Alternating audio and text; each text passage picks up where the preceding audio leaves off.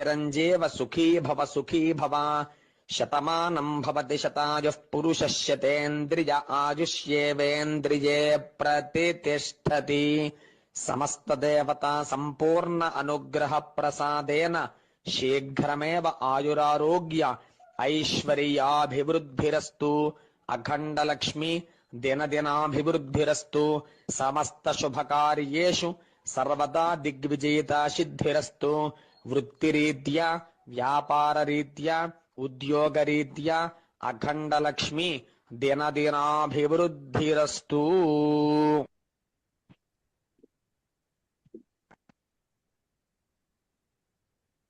ఒకసారి మనం కూడా అందరం మల్లేశ్వరి మేడం కి విషయం తెలియజెప్పుకుందాం. సార్ మధు సార్, మీరు కూడా ఈ దంపతులకి మీ యొక్క ఆశీర్వచనాన్ని అందించాల్సిందిగా కోరుచున్నాం సార్. మల్లేశ్వరి మేడం మ్యారేజ్ శుభాకాంక్షలు, పెళ్లి రోజు శుభాకాంక్షలు. మేడం మల్లీశ్రీ మేడం మ్యూట్ లో ఉన్నారు. అయ్యో అవును కదా. థ్యాంక్ యూ సంతోషంలో మ్యూట్ లో ఉన్నాను అనమాట. మల్లీశ్రీ మేడం గారికి, సార్ గారికి పెళ్లి రోజు శుభాకాంక్షలు madam. Masters, thank you so much మా. మీకు అందరికి వేల వేల కృతజ్ఞతలు. శుభాకాంక్షలు మల్లేశ్వరి మేడం గారికి. మల్లీశ్వరి గారికి పెళ్లి రోజు శుభాకాంక్షలు అండి. Thank you madam. Thank you. అందరూ విశేష చెప్పండి అమ్మ. అందరూ విశేష చెప్పిన తర్వాత సారు వచ్చి ఉన్నారు, మరి క్లాస్ స్టార్ట్ చేసుకుందాం. చెప్పండి అందరూ. మేడం కి సారు ఎవరో మరి వారికి పెళ్లి రోజు శుభాకాంక్షలు. పెళ్లి అంటే 7 అడుగులతో 6వ ప్రాణంతో 6వ ప్రాణంతో ఇప్పుడే చెప్పుకున్నాను, మర్చిపోయింది. 7 అడుగులతో 6వ ప్రాణంతో 5వ తనంతో 4 దిక్కులు సాక్షిగా 3 ముళ్ళు బంధంతో 2 మనసులు కలియక ఒకటవ్వడం పెళ్లి. అదే పత్రిజీ ఆశీస్సులు. Thank you masters. మరొకసారి పెళ్లి రోజుకి వెళ్ళిపోయాను నేను. మల్లేశ్వరి మేడం దంపతులకి పెళ్లి రోజు శుభాకాంక్షలు. మల్లేశ్వరి మేడం గారికి పెళ్లి రోజు శుభాకాంక్షలు. మల్లేశ్వరి శుభాకాంక్షలు madam. Thank you Rajani madam. Thank you so much. Thank you so much. ఈ పత్రిజీ మహిళా ధ్యాన చైతన్య ఈ అద్భుతమైన ఈ వేదికలో నుంచి మాకు ఎంతో గొప్ప ఆశీర్వాదం దొరికినందుకు దీని కారకులైన బ్రహ్మర్షి పితామహ పత్రిజీ గారికి, అమ్మ స్వర్ణమల అమ్మగారికి, ఆ గురు దంపతులకు అనేక కోటి ఆత్మ నమస్కారాలతో ఇక్కడ విచ్చేసిన మన చక్క మా మధు గురువు గారికి కూడా చాలా చాలా కృతజ్ఞతలు. అందరూ ప్రతి ఒక్కరికి పేరు పేరున ఈ ఆశీర్వాదానికి కృతజ్ఞతలు. Masters thank you so much. జై గురుదేవ్. జై హో పత్రిజీ. జై హో పత్రిజీ. జై హో పత్రిజీ. మీరు అనుకున్నటువంటి కోరికలు, మీ యొక్క ఆకాంక్షలు, మీ లక్ష్యాలు అన్ని నెరవేరాలని అందరూ ఒక్కసారిగా తదాస్తు చెప్పు. ఎంతో గొప్ప శక్తిని ఈ భూమిపైన దించేదానికి అవకాశం ఇచ్చారు. ఆ శక్తిని శుభమంగళంగా చేకూరుస్తూ విశ్వ కళ్యాణానికి, లోక కళ్యాణానికి నేను ఉపయోగపడేటట్లుగా నన్ను, నా కుటుంబాన్ని, నా వారసులు, ఇక్కడ ఉన్న ప్రతి ఒక్క ఆధ్యాత్మిక పుత్రులకి నేర్పించే అవకాశం, నేర్చుకునే అవకాశం నాకు ఆ విశ్వం ఇవ్వాలని మనస వాంఛ కర్మని కోరుకుంటున్నాను masters. Thank you. Thank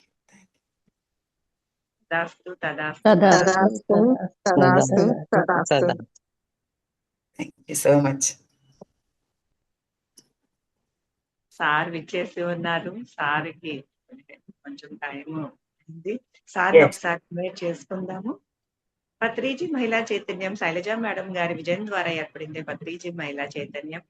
2 years back మనం దీన్ని స్థాపించుకున్నాం ఫ్రెండ్స్. పత్రిజీ మహిళా చైతన్యంలో భాగంగా మనము పత్రిజీ సార్ యొక్క 18 ఆదర్శ సూత్రాలను, 13 వ్యక్తిగత సూత్రాలను, 9 ధర్మాలను ప్రజల్లోకి తీసుకువెళ్లి ప్రతి ఒక్కరిని చైతన్యపరిచే ఉద్దేశంతో ప్రతి ఒక్క ఊరిలో వర్క్ షాప్స్ జరుగుతున్నాయి. అందులో భాగంగా మనం అక్కడ 10 గంటల ధ్యాన సాధనని మనం అక్కడ అందిస్తున్నాము. అందించటం వల్ల ప్రజల్లో ఎక్కువ చైతన్యం వచ్చి ఇంకా ఉత్సాహంగా ఆ యొక్క ఆనందాన్ని సంతోషాన్ని అనుభవిస్తున్నారు ఫ్రెండ్స్. అందులో భాగంగా మనం ప్రతిరోజు ఈ జూమ్ సెషన్ వేదిక ద్వారా ప్రతిరోజు ప్రాతకాల ధ్యానం 3 నుంచి 6 వరకు జరుపుకుంటున్నాము. 6 నుంచి 7 వరకు సీనియర్ పిరమిడ్ మాస్టర్స్ వచ్చి మనకి అద్భుతమైన జ్ఞానాన్ని అందిస్తున్నారు. అందులో భాగంగా మనకి చుక్క మధు సార్ మనకి నిన్న కూడా చక్రాలు వాటి ప్రసాదాల గురించి వివరించారు. ఈ రోజు మనకి చక్రాల ద్వారా వచ్చే సందేశాల్ని అందించటానికి రెడీలో ఉన్నారు. సార్కి టైం ఇంకా మనం వేస్ట్ చేయకుండా సార్ ఇన్వైట్ చేసుకుందాం. Sir heartily welcome sir. మా యొక్క పత్రిజీ మహిళా చైతన్యంలో మీ యొక్క జ్ఞానాన్ని అందించవలసిందిగా కోరుచున్నాము. Thank you madam, thank you.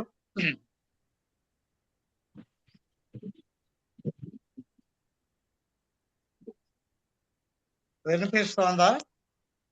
వినిపిస్తుందండి, ఓకేనా? వ్యూ బాగుందా? బాగుంది సార్.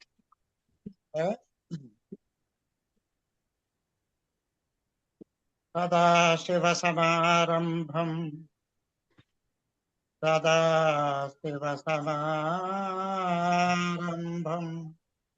శంకరాచార్య మధ్యమం మదాచార్య పత్రిజీ పర్యంతం వందే గురు పరంపరా. ఓం నమో పరోధ్యాత ధ్యానం పరః. ఆత్మీయులారా, ఈనాటి క్లాసుకి అందరికీ ఆహ్వానం.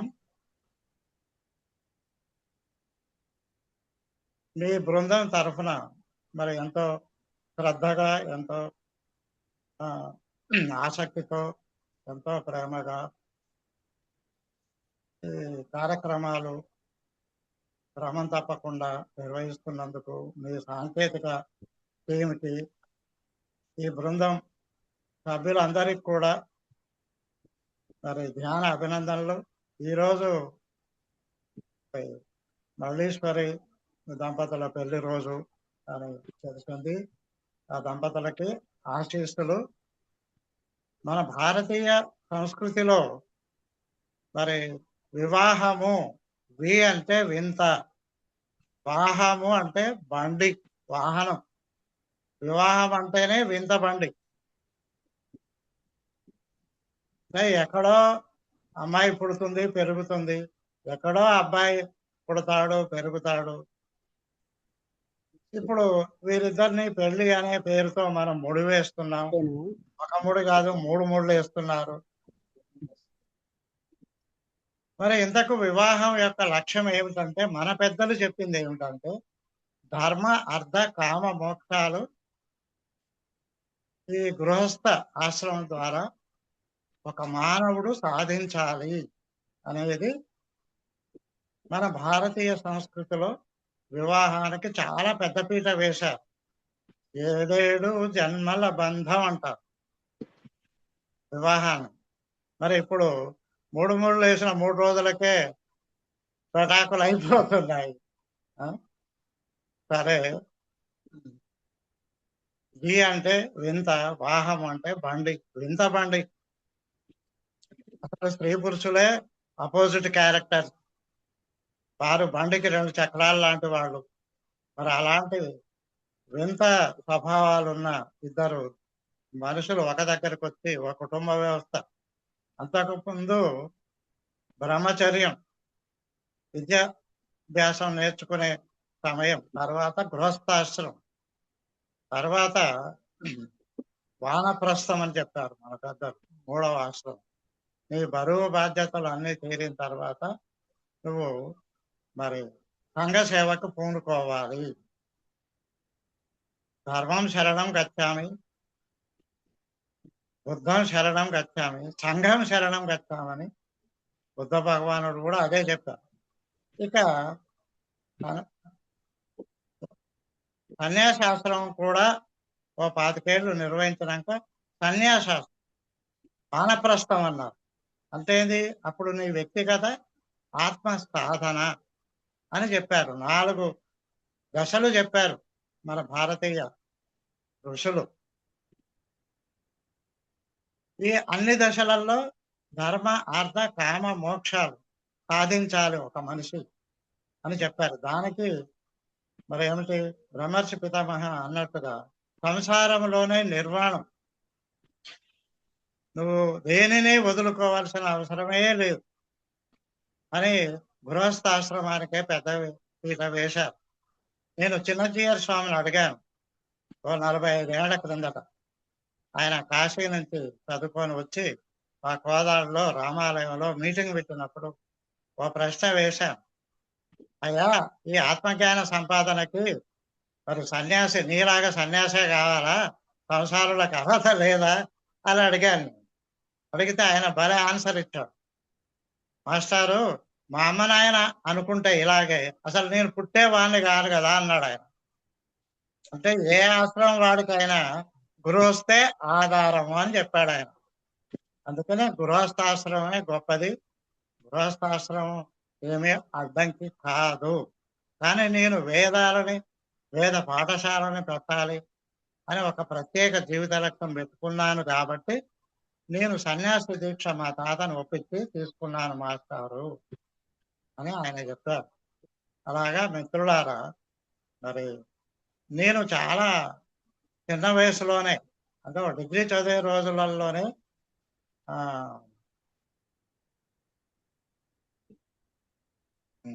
ఆ బుక్ మన కామర్లకోట నుంచి డాక్టర్ గారు, డాక్టర్ ఆయన ఒక అద్భుతమైన మాసపత్రిక అభిసారిక పత్రికలో నేను మొదట చదివాను ఈ ధర్మార్థ కామ మోక్షాలు. మొదటి 25 ఏళ్ళు విద్య, తర్వాత 25 ఏళ్ళు గృహస్థ జీవితం, తర్వాత 25 ఏళ్ళు మరి వానప్రస్థం, చివరిలో సన్యాసాశ్రమం అని ఉంది అందులో. కానీ అక్కడ ఆ డాక్టర్ గారు, ఆయన మహాయోగి, మహాజ్ఞాని. ఆ డాక్టర్ గారు కొడుకు పేరు పూష, ఆయన పేరు గుర్తుకు రాదు, చెప్తాను. ఆయన ఒక మాట చెప్పాడు, ఇది మనం 25 ఏళ్లకు ఒకటి సాధించడం కాదు, ప్రతిరోజు ఈ 4 సాధించాలని ఒక గొప్ప వాక్యం చెప్పాడు. ఒక రోజుని 4 భాగాలు చేస్తే ధర్మానికి ఒక భాగము, అర్థానికి ఒక భాగము, మరి కామానికి ఒక భాగము, కోరికలు తీర్చుకోవడం, మోక్షానికి ఒక భాగం. అది నేను గత 50 ఏళ్ల నుంచి పాటిస్తున్నాను. డబ్బులు రేపు సంపాదిద్దాం, జ్ఞానం రేపు సంపాదిద్దాం, ధర్మం ఎల్లుండి చేద్దాం అనేది లేదు మన జీవితంలో. ఇవన్నీ మనము ప్రతి దినము వర్తమాన కాలంలోనే సాధించాలి. ఇప్పుడు మా వివాహమై 51 సంవత్సరాలు. గత సంవత్సరం మా పిల్లలు 50 ఏళ్ళ మరి ఫంక్షన్ చేశారు అద్భుతంగా. మరి మా ఆవిడైతే, నేను ఎప్పుడైనా సరదాకి మరి నాకు ఏజ్ అయిపోయింది, వృద్ధుని అయిపోయానా అని ఇలా అంటే మా ఆవిడ అసలే ఒప్పుకోదు. ఆమె ఎప్పుడూ నెత్తికి రంగేస్తూనే ఉంటది. మరి నేను గత 15 ఏళ్ల సంధి, అంతకుముందు హెన్న పెట్టుకునేవాడి తలకి, అది కూడా మానేశాను. సహజంగా ఉండాలని, సహజంగా ఉండడమే ఈ శరీరాన్ని గౌరవించడము అని ఈ సొసైటీలోకి వచ్చిన తర్వాత నేను తెలుసుకొని అది ఆచరిస్తూ ఉన్నాను.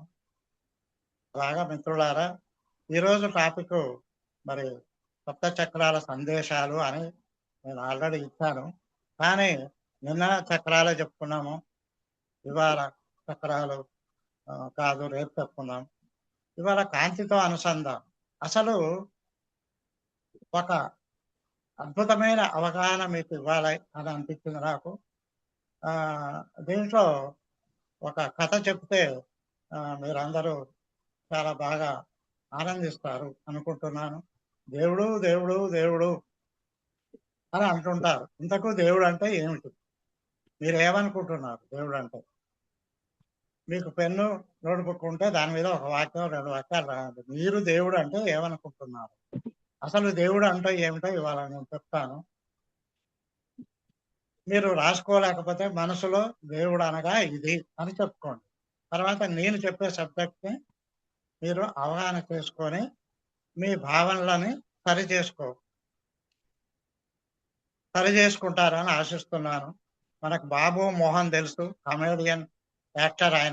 ఆయన భార్య ఇందిరాదేవి, వాళ్ళకిద్దరు కుమారుడు. ఆ ఇందిరాదేవి మా అమ్మాయికి సీనియర్ బిఎస్సి నర్సింగ్ కాలేజీలో. ఆ ఇద్దరు అబ్బాయిలలో ఒక అబ్బాయి జూబ్లీ హిల్స్ లో తెల్లవారుజామున బైక్ యాక్సిడెంట్ లో చనిపోయారు. బహుశా 10 ఏళ్ళు అయింది అనుకుంటా, ఎక్కువనే అయింది. అప్పుడు ఆమె ట్రూ క్రిస్టియన్, రామ్మోహన్ భార్య ట్రూ క్రిస్టియన్. అంటే ఆ క్రిస్టియానిటీలో ఏమి చెప్తారో అవన్నీ తూచా తప్పకుండా ఆచరించే మత అవలంబిని ఆమె. కానీ ఎప్పుడైతే అబ్బాయి చనిపోయాడో ఆమెకు దేవుడి మీద నమ్మకం పోయి ఆమె విషాదంలో మునిగిపోతే మన సీతా మేడం లాగా ఒక మేడం ఆమెని ధ్యానాన్ని తీసుకొచ్చింది.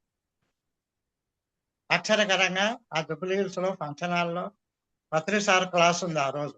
ఆ క్లాసుకు తీసుకొస్తూ దారిలో మన సీతా మేడం ఏం చెప్పిందంటే, ఇప్పటిదాకా మధుసార్ గురించి చెప్పినట్టుగా చాలా గొప్పగా పత్రిసార్ గురించి ఆమె చెప్పింది అనమాట. అంతా విని ఆ ఇందిరా మేడం ఏమనుకుందండి, ఆ గురువుగారు అంత గొప్పవాడైతే నేను ఆయన దగ్గరికే పోను, ఆ హాల్లో చివర ఎక్కడో కూర్చుంటాను, ఆయనే వచ్చి నాకు షేకాండ్ ఇవ్వాలి అని ఆమె ఓ సంకల్పించుకుంది. 2000 మందితో ఆ క్లాసు నడిచింది. సారు క్లాస్ అంతా అయిపోయింది. సారు స్టేజ్ దిగి వస్తున్నారు. అందరూ వెళ్ళి మీద పడుకుంటూ సారుకు షేకాండ్లు ఇస్తున్నారు. ఈమె మాత్రం ఆ చివర ఎక్కడో కుర్చీలో కూర్చొని అలా చూస్తుందే తప్ప సారుకు షేకాండ్లు ఇవ్వలేదు. ఆయన అలా అలా అలా అందరినీ దాటుకుంటూ వస్తూ ఈమె దగ్గరకు వచ్చి, చెప్పండి మేడం ఏమిటి సంగతి అని షేకాండ్లు తానే ఇస్తాడు. అప్పుడు ఆమె తాను అనుకున్న సంకల్పం ఈయనకి ఎలా తెలిసిందా అనుకొని లేచి మరి గురువు గారి మీద పడి బోరున ఏడ్చిందనమాట ఆ ఇందిరా మేడం. ఇది ఆమె శ్రీశైలం మహాసభలో చెప్పడం వల్ల నాకు తెలిసింది. ఏడ్చి సార్ను ఒక ప్రశ్న వేసుకుందాం, సార్ నేను యేసుప్రభుని నమ్ముకున్నాను, కానీ నా అబ్బాయి ఒకడు యాక్సిడెంట్ లో చనిపోయాడు, నేను దేవుడిని నమ్ముకుంటే నాకు ఇదా ఫలితం, ఇంతకు దేవుడు అంటే ఏమిటి? ఎవరిని ఏది అడగాలో అది అడగాలండి. ఇప్పుడు మీరు చేసిన ఒక గొప్ప పని ఏమిటంటే, మీ బృందంలో మరి ఎవరికి ఎలాంటి ఆనందకరమైన సంఘటనలు జరిగినా కూడా మరి వాళ్ళకందరికీ, ఆ కుటుంబానికి, ఆ దంపతులకి శుభాకాంక్షలు చెప్తున్నారు, పెళ్లి రోజు అని గుర్తు చేస్తున్నారు. ఇది మనము ఆనందంగా ఉండడానికి వచ్చాం ఈ భూలోకం, దేవడానికి కాదు. కాబట్టి ప్రతి సందర్భంలో మనం సంబరం సృష్టించుకోమన్నాడు పత్రిసార్. జ్ఞానమే కాదు, సంగీతము, నాట్యము, సంబరాలు, ప్రతి సందర్భాన్ని ఒక సంబరంగా. నేనైతే ఇప్పుడు సీతా మేడం అన్నారు సారు క్లాసులు ఏం చేస్తున్నాం మనము అని, కానీ నిజానికి ఆ 6 గంటల కంటే ముందు మీరు ఏదైతే మ్యూజిక్ పెట్టారో అదేమీ మామూలు మ్యూజిక్ కాదు. ఒకప్పుడు కర్తాల్లో పత్రిసారు సశరీరంగా ఉన్నప్పుడు ఆ 3 గంటల ధ్యానానికి సంబంధించిన ధ్యాన సంగీతం మీరు పెడుతున్నారు. ఇది గొప్ప పని చేస్తున్నారు మీరు. నేను అందులో మునిగిపోయినా, నేను కడతాల ఆ స్టేజ్ మీదనే ఉన్నా, దాంట్లో హాయిగా ఓ 1/2 గంట ముందు మీతో పాటు నేను గాఢ ధ్యానంలో మునిగిపోయాను. అందుకనే నేను మళ్ళీ క్లాస్ మోడ్లోకి రావడానికి కూడా చాలా టైం పట్టింది. అప్పుడు సార్ ఒక అద్భుతమైన జవాబు ఇచ్చారు. ఆమె దేవుడు అనగా ఏమిటి అని అడిగింది. అది గురువులను అడగవలసింది, అంతే తప్ప సార్ మీ జుట్టు తెల్లగైంది, మీరేంది బక్కగయ్యారు, మీ గడ్డం మెరిగింది ఏంది, ఇలాంటి పనికిమాలిన ప్రశ్నలు వేయడం కాదు. తెలుసుకోవాల్సినవి తెలుసుకోవాలి. అప్పుడు ఆయన ఒక అద్భుతమైన ఆన్సర్ ఇచ్చారు. వినండి అమలారా. దేవుడు అనగా దేవుడా దేవుడా దేవుడా దేవుడా దేవుడా దేవుడా దేవుడా అని వెతుకులాడేవాడే దేవుడు అన్నాడు. ఎవడైతే దేవుణ్ణి వెతుకుతాడో వాడే దేవుడు అవుతాడమ్మా అన్నాడట సార్ ఆ రోజు. యేసు ప్రభు వెతికాడు, ఆయన దేవుడు అయిపోయాడు. రాముడు వెతికాడు, ఆయన దేవుడు అయిపోయాడు. ఓ వీరయ్య వెతికాడు, ఆయన వీరబ్రహ్మంగారు అయిపోయాడు. ఓ నరేంద్రుడు వెతికాడు, ఆయన వివేకానంద స్వామి అయిపోయాడు. ఓ ఫకీరు వెతికాడు, ఆయన సాయి బాబా అయిపోయాడు. సో వెతికినోడే దేవుళ్ళు అయిపోయారు. మనకు అసలు దేవుడు ఎవరో తెలియదు. అది ఇవాళ తెలుసుకుందాం. ఓకే ఆత్మీయులారా, ఇప్పుడు మనుషులు ఎలా ఉన్నారో చూద్దాము. మనుషులకి మరి స్వతంత్రంగా ఉండడం ఇష్టం ఉండదు, ఆధారపడడాన్నే ఇష్టపడతాం మనం. ఎందుకని? మనం చిన్నప్పటి సంది మన అమ్మ నాయన మనల్ని పెంచుతూ ఉంటారు, ప్రతి దానికి వారి మీద ఆధారపడుతుంటాం, అమ్మ మీద అయ్య మీద. అలా మనకు చిన్నప్పటి సందే అలవాటు వస్తే ఇస్తాం. కొంచెం పెద్దగా అయిన తర్వాత దోస్తుల మీద మిత్రుల మీద ఆధారపడతాం.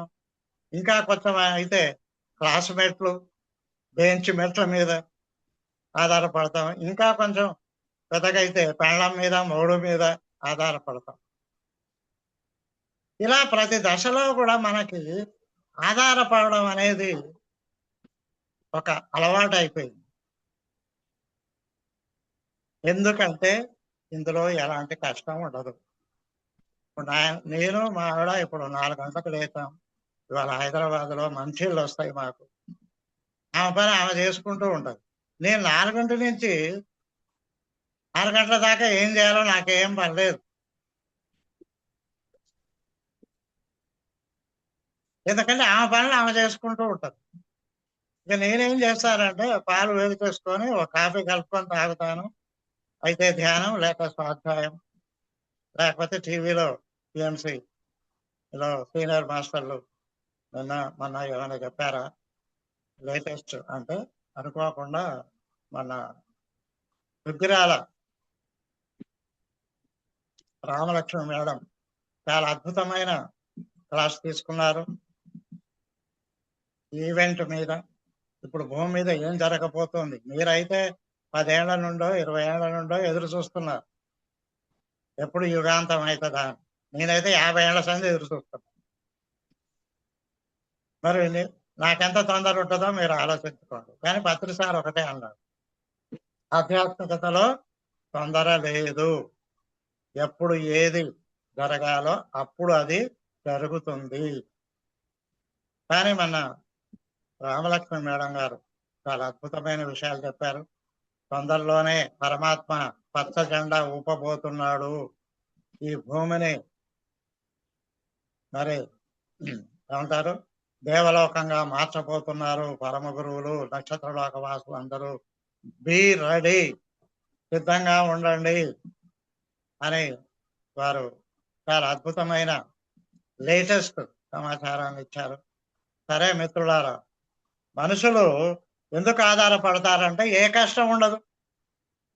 అమ్మ నాకెప్పుడు ఇడ్లీలు కావాలి, దోశలు కావాలి, గారెలు కావాలంటే పాపం అమ్మ నానా బాధలు పడి ముందు రోజే నానబెట్టి తెల్లారి చేస్తుంటది. చూడండి, పిల్లగాడికి ఏ కష్టం లేదు. కానీ ఇక్కడ మనం ఒకటి మిస్ అవుతున్నాం మిత్రులారా. ఏమిటంటే నీ స్వేచ్ఛని నీవు కోల్పోతున్నావు.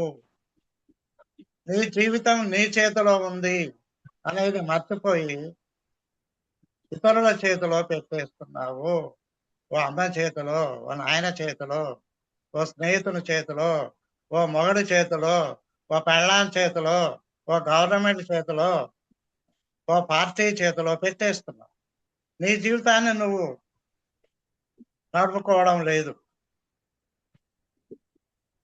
దేవుడికి సంబంధించి కూడా ప్రపంచవ్యాప్తంగా ఇలాంటి భావనే ఉన్నది అని చెప్తున్నారు ఓషో గారు.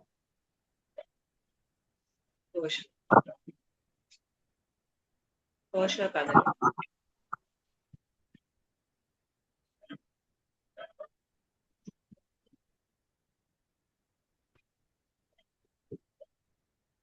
ఓషో గారి కథల్లో నుంచి మీకు ఈరోజు ఒక కథ దేవుడి గురించి వినిపిస్తామని వెతికితే ఇది ఒక అద్భుతమైన టాపిక్ ఇందులో దొరికింది.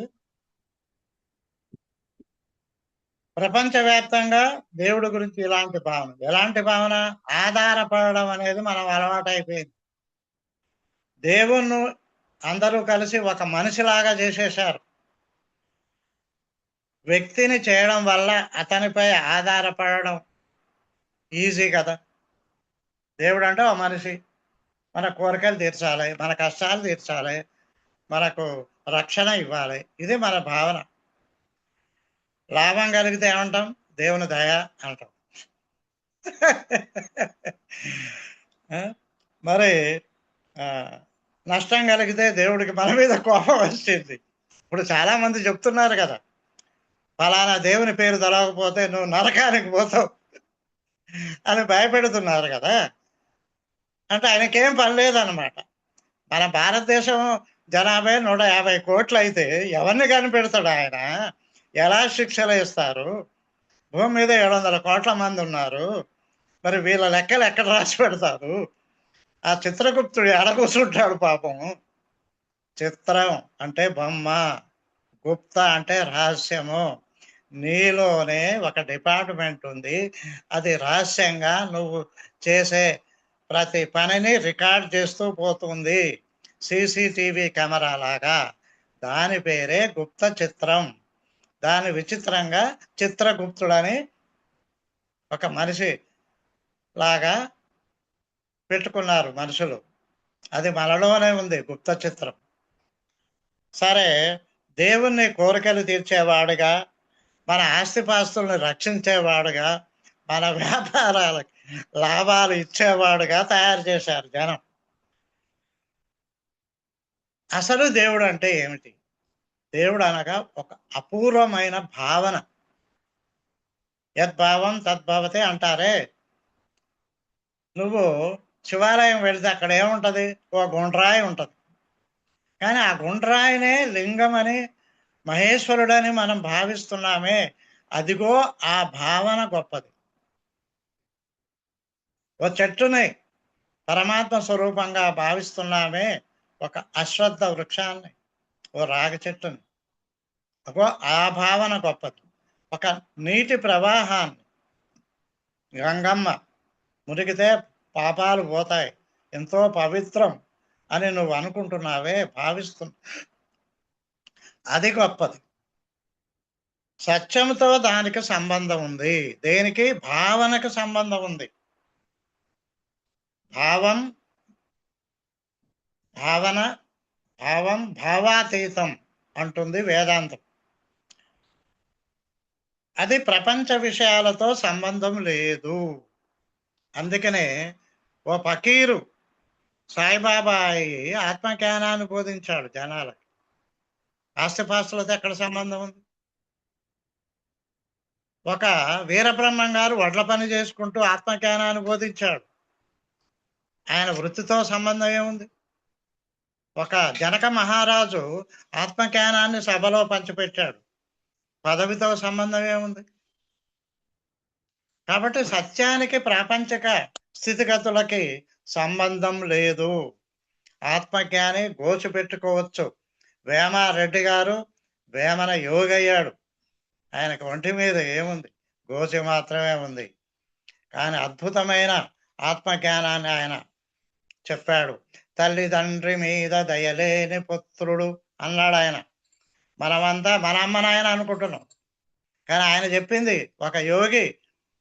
నీ భౌతిక లోకాల గురించి చెప్పడు ఆయన. ఆయన చెప్పింది యోగం. ఆ అమ్మ ఎవరంటే ఆదిశక్తి, ఆ అయ్య ఎవరంటే పరబ్రహ్మ.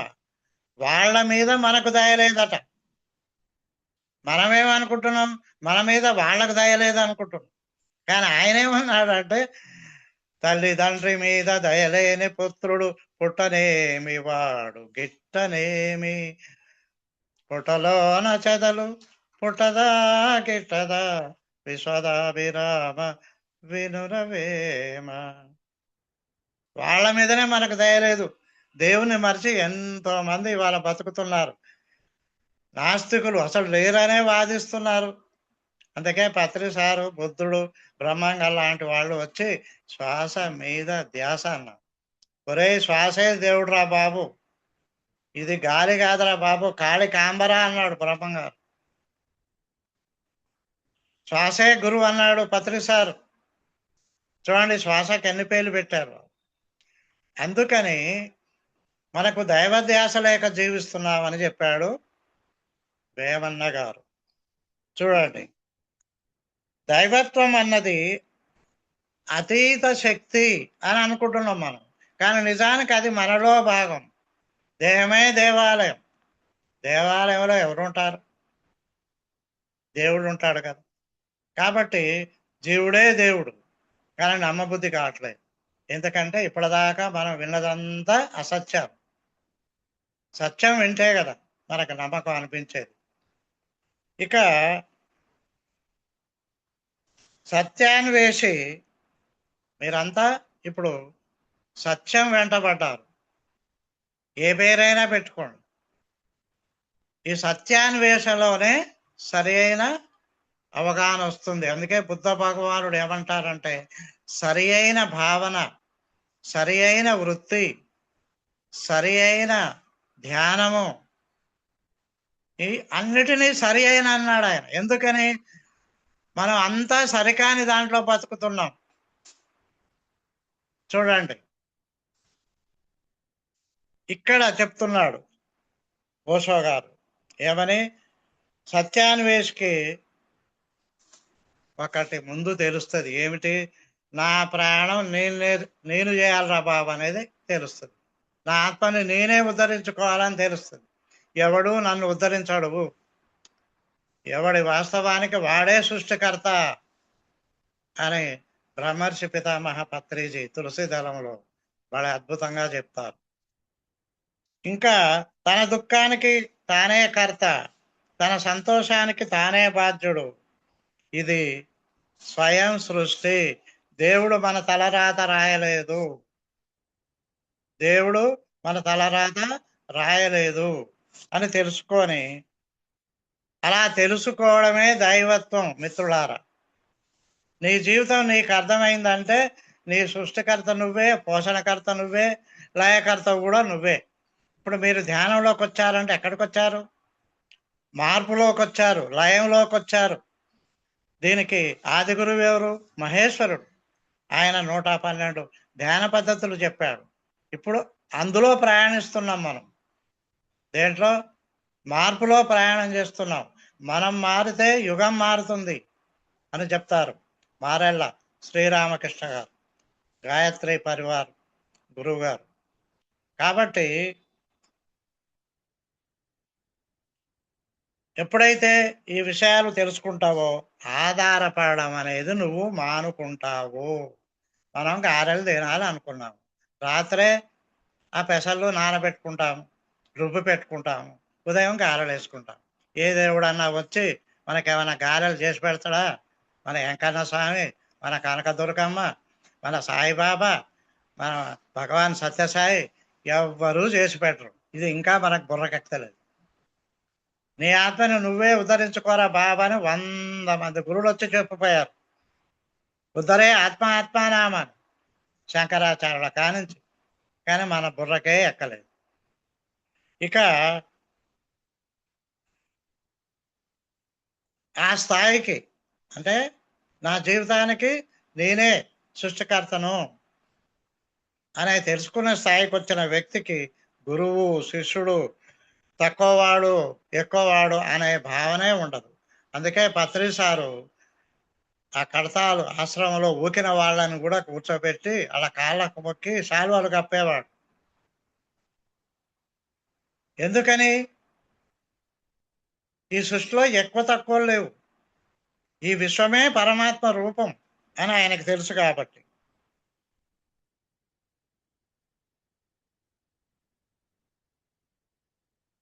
నేను జ్ఞానిని అనుకున్నా తప్పే, నేను అజ్ఞానిని అనుకున్నా తప్పే. పత్రి సార్ మనకు చెప్పాడు, నువ్వు నేర్చుకో అప్పుడు గురువువి, నువ్వు నేర్పు అప్పుడు శిష్యుడు.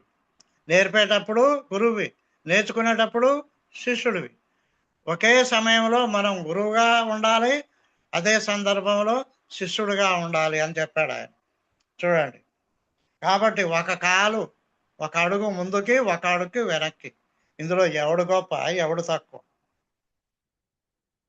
ఈ అన్నిటిలో మనల్ని కలిపేది ఏమిటి అంటే ప్రేమ. God is love. మన సినిమా ప్రేమ కాదు, సీరియల్ ప్రేమ కాదు ఇది. ఈ ప్రేమ ఏమీ ఆశించదు. ప్రేమ అంటే అది తల్లి ప్రేమ ఒక్కటే ఈ భూమి మీద ఉదాహరణగా చెప్పవచ్చు. కానీ ఆ తల్లి కూడా ఓ రోజు నీ కోసం నేను ఎంత చేసిర్రో, నేను చెప్పిన పిల్లలే నువ్వు చేసుకోవాలరో అన్నదనుకో, అది మళ్ళీ స్వార్థం. తల్లి ఏమి ఆశించకుండా పిల్లలకు సేవిస్తుంది. కానీ మళ్ళీ నా కోరికే, నా మాటే నెగ్గాలి అని తల్లి మాట్లాడినప్పుడు అది స్వార్థం అవుతుంది కానీ ప్రేమ కాదు. మిత్రులారా, దేవుడు అనే మాట ప్లేస్లో న్యూ ఏజ్, ఈ కొత్త యుగంలో ఏం చెప్పారంటే మూల చైతన్యము అని చెప్పారు. ఏం చెప్పారు? మూల చైతన్యము. ఈ మూల చైతన్యము ఎలాంటిదంటే సర్వవ్యాపి, అంతటా వ్యాపించి ఉంది. సర్వజ్ఞత్వము, అంతా తెలుసు దానికి. మూడవది సర్వ సమర్థత, అది తలుసుకుంటే ఏదైనా చేయదు. అందుకనే మరి మేడం అదే చెప్పారు, పరమాత్మ పచ్చ జెండా ఊపడమే ఆలస్యం, ఈ భూమి మీద సమూలంగా యుగ మార్పు జరిగిపోతుంది, మీరు సిద్ధంగా ఉండండి మాస్టర్లారా, ధ్యానులారా అని ఆమె చెప్పింది. అనుకున్న పనులు అరగడియలో అయిపోతాయి అన్నాడు బ్రహ్మంగా. అది త్వరలో జరగబోతోంది ఆత్మీయులారా. ఇప్పుడు భూమి మీద మనం దేవుణ్ణి పట్టుకోవాలంటే మనకి 3 రకాలుగా దేవుడు దొరుకుతాడు. 3 రకాలుగా దేవుడు దొరుకుతాడు. మీరు పూజ చేస్తారు, మనం పూజతో ప్రారంభించాం కదా. మొదట ముందు ఏం చేస్తాం? మనం దీపం వెలిగిస్తాం. దీపం అంటే వెలుగు. దీపం జ్యోతి పరబ్రహ్మ, దీపేన సాధ్యతే సర్వం, సంధ్యాదీపం నమోస్తుతే,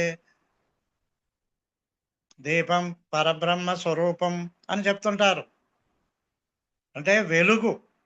దేవుడు అనగా కాంతి. మొదటి వాక్యం ఏమిటి?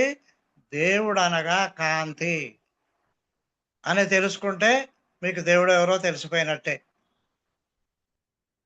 దేవుడు అంటే రాముడు కాదు, కృష్ణుడు కాదు, కనక దుర్గమ్మ కాదు, వెంకటేశ్వర స్వామి కాదు. దేవుడు అనగా కాంతి ఒకటి. నీవు ఆ దీపాన్ని వెలిగిస్తావు, నీ పూజ అంతా ఎప్పుడైపోద్ది?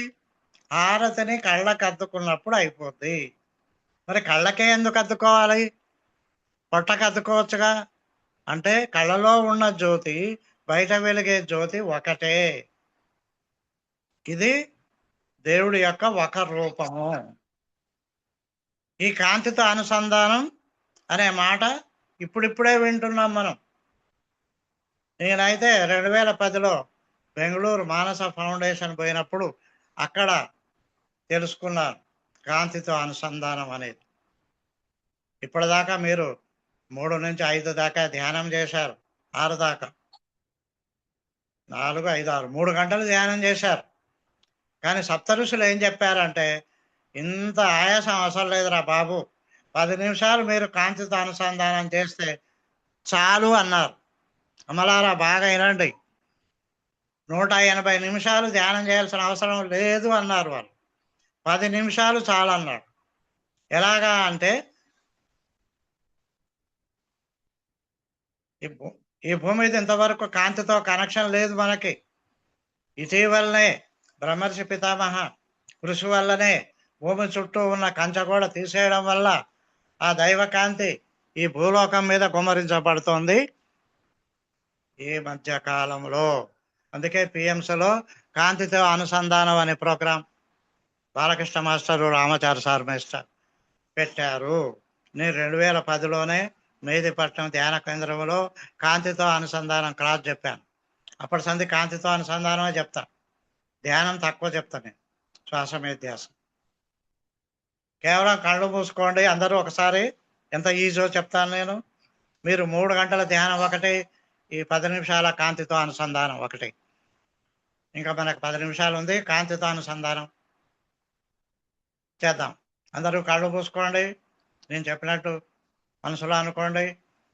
అంతటా కాంతి రూపంగా వ్యాపించి ఉన్న ఓ దేవుడా, నేను ప్రేమతో నిన్ను ఆహ్వానిస్తున్నాను. నా తలపై ఈ దైవకాంతి వర్షపు ధారలాగా కురుస్తోంది. నా బ్రహ్మరంధ్రం గుండా నాలో ప్రవేశిస్తోంది. నేను ఎంతో భక్తి శ్రద్ధలతో ప్రేమతో ఈ దైవకాంతిని ఆహ్వానిస్తున్నాను. నా బ్రహ్మరంధ్రం గుండా ప్రవేశించిన ఈ దైవకాంతి నా శరీరములోని ప్రతి కణములో నిండిపోతూ ఉన్నది. తల నుండి పాదాల వరకు ఈ దైవకాంతి నిండిపోతూ ఉన్నది. నా శరీరములోని 2,72,000 నాడులు ఈ దైవకాంతితో నిండిపోయాయి. నా తలంతా ఈ దైవకాంతితో నిండిపోయింది. నా మెడ కంఠము దైవకాంతితో నిండిపోయాయి. నా వీపంతా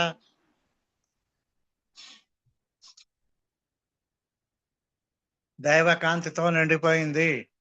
నా వెన్నెముక ఒక ట్యూబ్ లైట్ లాగా వెలిగిపోతోంది. నా భుజాలు 2 చేతులు దైవకాంతితో నిండిపోయాయి. నా శరీర లోపలి భాగాలన్నీ దైవకాంతితో నిండిపోయాయి. గుండె, ఊపిరితిత్తులు, కాలేయము, జీర్ణాశయము అన్నీ దైవకాంతితో నిండిపోయాయి. కుడి కాలు, మోకాలు, పాదం వరకు దైవకాంతి నిండిపోయింది. నా ఎడమ కాలు, మోకాలు, పాదం వరకు ఈ దైవకాంతి నిండిపోయింది. తల నుండి పాదాల వరకు ఈ దైవకాంతి నాలో నిండిపోయింది. నాలోని 7 చక్రాలు, నా తలపైని భూచక్రము, ఆత్మచక్రము, మొత్తము 9 చక్రాలు ఈ దైవకాంతితో నిండిపోయాయి. నా తలపై స్టోల్ స్టార్ చక్ర, నా పాదాల కింది ఎర్త్ స్టార్ చక్ర, ఇవన్నీ నిండిపోయి నాలో నిండిన ఈ దైవకాంతి భూగర్భంలోకి వెళ్ళిపోతూ భూగర్భంలోని నగరాలన్నిటిలో ఈ దైవకాంతి నిండిపోతోంది. ఈ దైవకాంతి నా హృదయ కేంద్రం ద్వారా, నా హృదయ కేంద్రంలోని దైవిక ప్రేమతో, దైవిక శక్తితో కలిసి విస్ఫోటనం చెంది నా ద్వారా నేను ఉంటున్న నివాసం అంతా నిండిపోతోంది. నా కాలనీ అంతా ఈ దైవకాంతితో నిండిపోతోంది. మా నగరం అంతా ఈ దైవకాంతితో నిండిపోతోంది. ఈ నగరంలోని చిన్న పెద్ద పూజా మందిరాలన్నీ దైవకాంతితో నిండిపోవాలి. చర్చిలు, మసీదులన్నీ దైవకాంతితో నిండిపోవాలి. మా ఊరు, మా జిల్లా, మా రాష్ట్రము, మా దేశము, ప్రపంచము, భూమండలం అంతా దైవకాంతితో నిండిపోవాలి. భూగోళం అంతా దైవకాంతితో నిండిపోవాలి. భూమాత పాపభారము తగ్గిపోయి సత్యయుగము సాకారం అవ్వాలి. సత్యయుగము సాకారం అవ్వాలి. నేను కాంతి స్వరూపంగా మారిపోతున్నాను. తల నుండి పాదాల వరకు ఈ దైవకాంతి నాలో నిండిపోయినది. నా పంచకోశాలలో ఈ దైవకాంతి నిండిపోవాలి. నా 7 చక్రాలలో ఈ దైవకాంతి నిండిపోవాలి.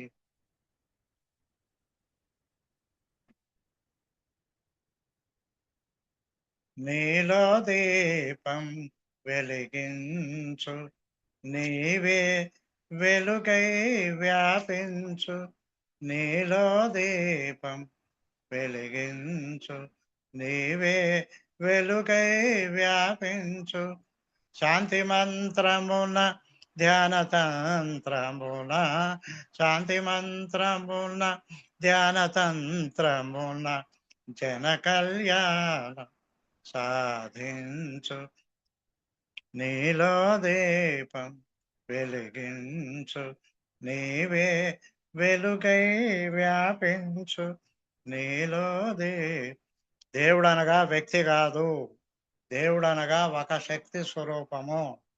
దానినే ఇప్పుడు మనం విశ్వశక్తి అంటున్నాము, అంతకు ముందు ఆదిశక్తి అన్నాము. దేవుడు అనగా కాస్మిక్ ఎనర్జీ, అంతటా నిండి ఉన్నది, సృష్టి స్థితి లయకు కారణమైనది.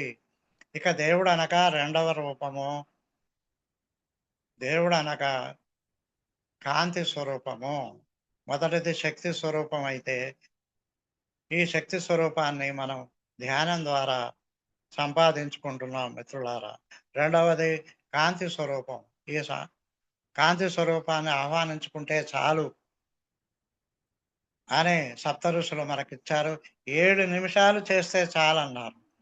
నేను ముందు 1 నిమిషం వెనక 1 నిమిషం అన్నట్టుగా మొత్తం 10 నిమిషాలు అన్నాను. కానీ వారు సప్త ఋషులు అంటే 7 కదా, మీరు ఈ కాంతితో అనుసంధానం 7 నిమిషాలు చేస్తే చాలన్నారు వారు. ఇక 3వ రూపం దేవుడిది ఏమిటంటే శబ్ద స్వరూపము, శబ్ద బ్రహ్మం అంటారు. శక్తి బ్రహ్మం, కాంతి బ్రహ్మం, శబ్ద బ్రహ్మం. బ్రహ్మం అంటే అంతటా నిండి ఉన్నది, పెద్దది, బిగ్గెస్ట్, వ్యాపించి ఉంది. శబ్ద బ్రహ్మం అంటే ఏమిటి? ప్రణవము, ఓంకారము.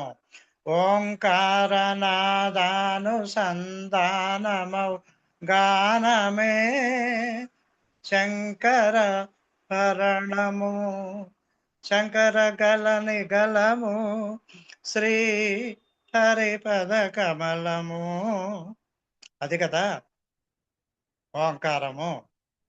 అకార, ఉకార, మకార 3. అకారము నాభిస్థానం, ఉకారము ఊపిరితిత్తులు, మకారము నోరు అంగిలిలో పెదవుల చివర ఉద్భవిస్తారు. మిత్రులారా, అందరూ మీ 2 అరచేతులు కలపై పెంచుకొని నెమ్మదిగా ధ్యానం ముగించండి. ఇంతే, కాంతితో అనుసంధానం 7 నిమిషాలు చేస్తే చాలు, 3 గంటల ధ్యానంతో సమానం. కాంతిని ఆహ్వానించుకొని తల నుండి పాదాల వరకు నింపుకోండి మీకు వీలున్నప్పుడల్లా. ఓకే, రేపు మీకు మరి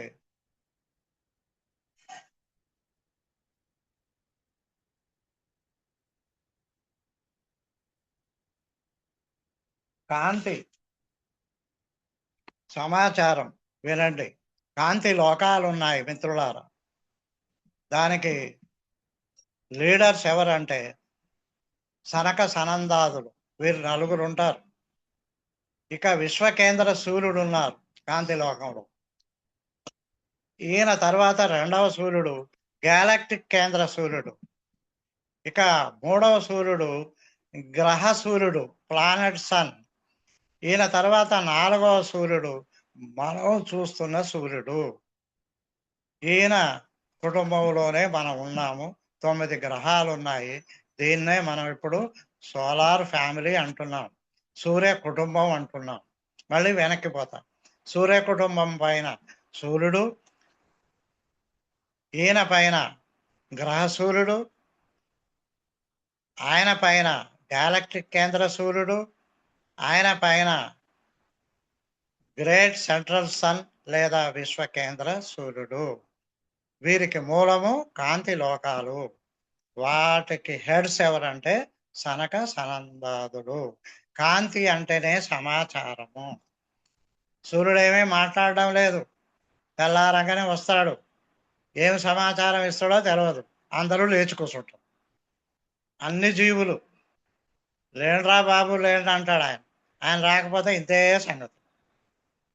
ఎవరు ఆయనకి డ్యూటీ వేశారు అంటే పరబ్రహ్మం వేశాడు. దేవతలు అంటే వాళ్ళు ఎవరు చెప్పినా చెప్పకున్నా వాళ్ళ డ్యూటీ వాళ్ళు చేసుకుంటూ పోతారు. ఇంకా కాంతి గురించి చాలా ఉంది మిత్రులారా. కాంతి చైతన్యం నుండి పరమహంస, దాని నుండి మూల శ్వాస, తద్వారా జీవరాశిలో జరిగే శ్వాసక్రియ.